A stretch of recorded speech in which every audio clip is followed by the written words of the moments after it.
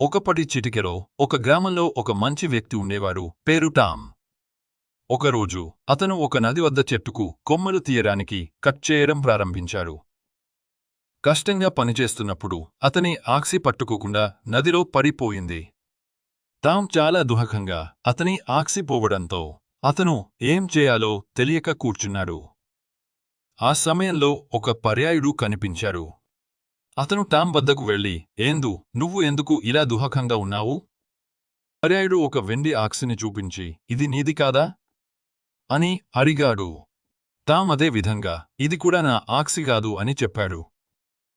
ఆ తర్వాత పర్యాయుడు టామ్ యొక్క పాత చెక్క ఆక్సిని చూపించాడు. టామ్ ఆనందంగా, అవును, ఇది నా ఆక్సి అని చెప్పాడు. పర్యాయుడు అతని నిజాయితీని చూసి సంతోషంతో, నువ్వు నిజాయితీగా ఉన్నందున నేను నీకు ఈ 3 ఆక్సులను ఇచ్చేస్తున్నాను అని చెప్పాడు. టామ్ ధన్యవాదాలు చెప్పి వాటిని తీసుకుని ఇంటికి తిరిగాడు.